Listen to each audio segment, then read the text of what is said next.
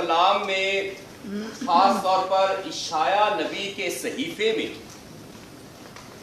ذکر کیا گیا ہے کچھ اشخاص کا. ایک کا نام لیا گیا ہے شبنا، اور شبنا اور اشعیا نبی جس دور میں تھا اس دور کا بادشاہ کا نام تھا صدقیہ. صدقیہ یہ بادشاہ تھا اور یہ شبنا اس کا وزیر تھا، وزیر اعظم کہہ رہے ہیں. اور یہاں پر اشعیا نبی مخاطب ہے خدا کی طرف سے اسی وزیر اعظم سے. اگر آپ نے کلام غور سے سنا ہے تو لکھا ہے کہ اشعیا نبی خدا کا کلام یا بات اس شبنا کے پاس لے کر آتا ہے. اور اس سے پہلے اگر آپ گھر میں جا کر کلام پڑھیں، یہی اشعیا نبی کا صحیفہ، اس میں اشعیا نبی لوگوں کو، جس طرح میں آپ کو بتا رہا ہوں اس طرح وہ لوگوں کو کیا بتاتا ہے کہ آپ نے اپنا بھروسہ یہوہ پر رکھنا. آپ نے اپنا بھروسہ یہوہ پر رکھنا ہے. میں یہ آیت لکھی تھی، میں آپ کے سامنے پڑھنا چاہتا ہوں. اشعیا نبی کہتا ہے یہوہ پر بھروسہ رکھو تو وہ تمہارے سب دشمنوں سے چھڑائے گا. ادھر ادھر کی انسانی مدد ڈھونڈنے سے باز آ جاؤ. یہ تبلیغ کی تھی اشعیا نبی نے اس وقت کے بادشاہ کو، اس وقت کے لوگوں کو، اور یہ کہا تھا کہ تم نے خدا یا یہوہ پر بھروسہ رکھنا ہے. سمجھ آئی بات کہ نہیں؟ تو دنیا میں جتنے بھی طاقتور لوگ ہیں، بادشاہ ہیں، یا اس سے بڑی کوئی اور طاقت ہے؟ سب سے زیادہ یہی طاقت ہے نا، بادشاہ جو پورے ملک پر حکومت کرتا ہے، جس کے پاس یہ اختیار آ جائے، وہ کس طرح چاہ سکتا ہے کہ انسان پر بھروسہ نہ کیا جائے. ابھی ہمارے ملک میں جو حالات ہوئے تو سارے کہہ رہے ہیں ریاست کو، حکومت کو یہ کرنا چاہیے، وہ کرنا چاہیے. ہر دوسرا بندہ اسی بندے کو کہہ رہا ہے کہ اسے ہی کرنا چاہیے. اور خداوند کا کلام اور اشعیا نبی کہتا ہے کہ ان لوگوں پر بھروسہ رکھنے کی ضرورت نہیں ہے. کس پر بھروسہ رکھنا ہے؟ یہوہ پر اور خدا پر بھروسہ رکھنا ہے.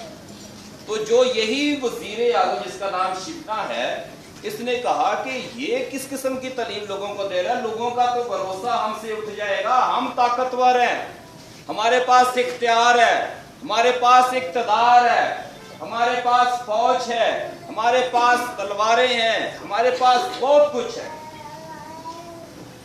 تو جب یہ باتیں اس نے سنی یہوہ کے بارے میں، تو اس نے یہوہ کو ڈیگریڈ کرنے کے لیے، نیچا دکھانے کے لیے اس نے ایک سیاست رچی.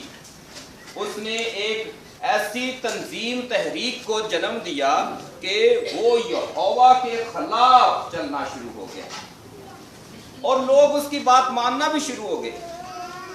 اس نے آ کر انہیں ایموشنل کرنا شروع کیا کہ دیکھیں آپ پر اتنی مصیبت آتی ہے، کہاں سو جاتا ہے آپ کا خدا؟ کہاں سو جاتا ہے آپ کا یہوہ؟ اگر خدا اتنا طاقتور ہوتا یہ اشعیا نبی کہہ رہا ہے تو ایسا ہونے ہی نہ دیتا. آپ لوگ اسیری میں نہ جاتے، آپ لوگ غریبی میں نہ جاتے، آپ لوگ مایوسی میں نہ جاتے. بہت ساری ایسی باتیں جو انسان فوراً قبول کر لیتا ہے، ایسی باتیں کر کر کے اس نے لوگوں کو خدا کے خلاف کر دیا. تو پھر خداوند دوبارہ سے اشعیا نبی کو بھیجتا ہے. ان لوگوں کے پاس اب نہیں بھیجتا، وہ ڈائریکٹ اس بندے کے پاس جاتا ہے جس نے یہ غلط کام کیا، کہ جو اس کی مخالفت کرتا ہے یہوہ کی، اس کے پاس جاتا ہے. اور پھر وہ آج کی تلاوت میں اس سے ہم کلام ہو کر جاتا ہے. خدا تجھ سے تیرا اختیار لے لے گا، اور خدا نے اس سے اس کا اختیار لے لیا. اور اس بندے کا بھی ذکر کیا کہ جو اس کو اختیار دیتا، اور پھر اختیار دے کر اس کا ذکر کیا گیا ہے کہ اسے لکڑی کی چابی دی گئی. چابی تو عام طور پر تالے کی لکڑی کی نہیں ہوتی، علامتاً ظاہراً اسے دی گئی، और ये जाहिर किया गया कि तुझे इख्तियार दिया जाता है। इख्तियार क्या दिया जाता है? खोलने का और बंद करने का। और ये सिलसिला चलता है कि इस तरह खुदा की मुखालफत और जो मुखालफत करते हैं उनका मुकालमा खुदा के साथ। पहली तलावत से मैं और आप क्या सीखते हैं? हमारे माशरे में भी ऐसा है, हम लोग भी ऐसा करते हैं। मिसाल के तौर पर यहाँ चर्च में खड़े होकर मेरा काम आपको खुदा की बातें पहुंचाना है। कभी कभी सख्त बातें भी कह जाते हैं, लेकिन मेरी जाती नहीं होती, ना मेरी जाती जात से है, ना मेरा कोई अपना जाती कोई उसमें फायदा, खुदा की तरफ से होती है। खुदा के कलाम से पढ़ते हैं और वही जो कुछ खुदावंद बताता है वो बस आवाज बन के मैं आप तक पहुंचा देता हूं। और जब आप ये बातें सुनते हैं तो जब चर्च से बाहर निकलते हैं तो कह रहे हो फादर देखो जी अज दे ऐलान करन दिया, फादर ऐसी बातें कर रहा है और ऐसा नहीं कहना चाहिए था, बड़ी सख्त बातें उसने कह दी है। फादर ने कह दी है, फादर तो नहीं कहता, खुदा कहता। क्योंकि जुबान मेरी इस्तेमाल होती है, सामने मैं आता हूं, इसलिए लोग खुदा के कलाम को मेरा कलाम बना देते, क्योंकि उन्होंने उस पर अमल नहीं करना होता।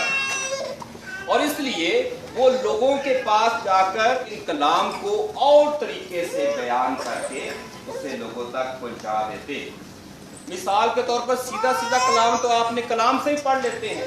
मैं जरा इस कलाम को पढ़कर जो हमारा माशरा जिस किस्म की कम्युनिटी है उसे आसान लफ्जों में बता देता हूँ कि भाई ऐसा ये खुदावंद खुदा हमें आज यही सिखाना चाहता है कि अपनी ताकत पर भरोसा नहीं रखना चाहिए, अपनी ताकत पर भरोसा नहीं रखना चाहिए। पौलुस रसूल की खत है, उसमें जिक्र है, पौलुस रसूल कहता है कि पहले कौन लोग थे? चुनिंदा लोग। कौन थे चुनिंदा लोग?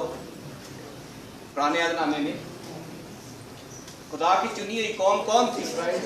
इस्राएल थी।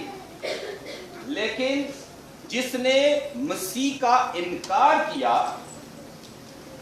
इस्राएल कौम ने मसीह का इनकार कर दिया। मसीह का इंतजार हो रहा था ना सदियों से, 1 लाख से ऊपर अंबिया कराम आकर कह रहे थे मसीह आने वाला है। जब मसीह आ गया तो इस्राएल कौम ने उसका इनकार कर दिया, तो चुनीदा होने का मर्तबा खो दिया। अब वो चुनीदा नहीं है। जिसने मसीह को ही नहीं माना, जो उनको जिसका वो इंतजार कर रहे थे, इसलिए ये मर्तबा देकर उनको दे दिया गया जो मसीह को कबूल करते, मसीहत को कबूल करते। और उसके बाद अब चुनीदा कौम, शाही कहानत और आला कौम जो है वो ये मसीही लोग हैं जो मसीह को हकीकी तौर पर मानते, उसकी तालीम पर अमल करते। और इसीलिए मसीह आज आपसे सवाल करता, जो उसने अपने शागिर्दों से सवाल किया कि लोग मुझे क्या कहते, लोग मुझे क्या कहते। तो लोग क्या कहते?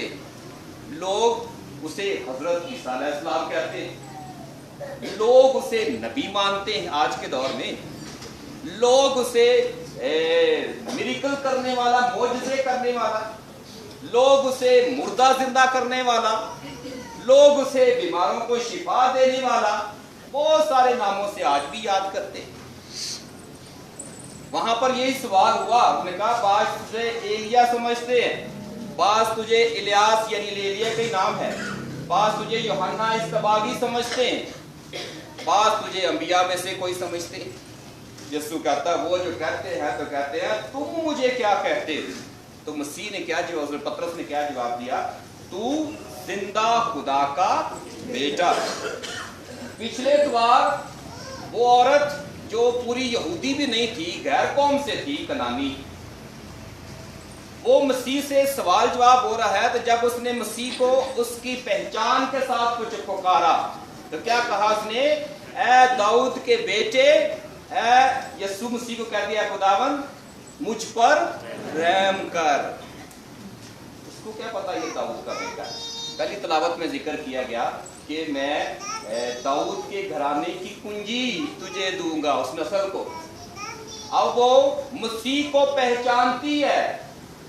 यहूदी मसीह का इनकार करते हैं, उसने मसीह को जब पहचान लिया तो मसीह ने कहा, ऐ औरत तेरा ईमान सबसे बड़ा है, शागिर्दों से भी बड़ा है, 12 रसूलों से भी बड़ा है। उन्होंने नहीं पहचाना था मसीह को ये कौन है, वो उसके असली लक़ब से पुकारती। तो मसीह कहता है जब तू मुझे पहचान गई है तो जा, जो तू चाहती है तेरे लिए हो जाए, और ऐसा हो गया। आज पतरस रसूल भी उसको पहचानता है, वो उसे नबी पैगंबर या कोई ऐसे लक़बों से याद नहीं करता। वो कहता है कि तू जिंदा खुदा का बेटा अल मसीह है। तो मसीह से कहता है कि अच्छा तू अब पहचान गया, बेशक तू अनपढ़ आदमी है, बेशक तू एक दिन भी स्कूल नहीं गया, लेकिन तू ईमान से मुझे पहचान गया है, और इसलिए मैं तुझे इस पहचान का इनाम दूंगा कि मैं रहती दुनिया तक अपनी कलीसिया इसके ऊपर इसके नाम से बनाऊंगा, और इस पर आलमे असफल के दरवाजे गालब नहीं आएंगे। और ये कलाम में इसलिए हम चर्च में कहते हैं कि जो कैथोलिक चर्च है ये वो वाहिद कलीसिया है जिसका रेफरेंस आपको कलाम से मिलता है, जिसका हवाला आपको कलाम से मिलता है, जिसका बानी यीशु मसीह है, और जिसको भी किसी इंसान के नाम से बनाया नहीं गया, किसी और कलीसिया के नाम से इसे याद नहीं किया गया। इसका फाउंडर कोई और नहीं है।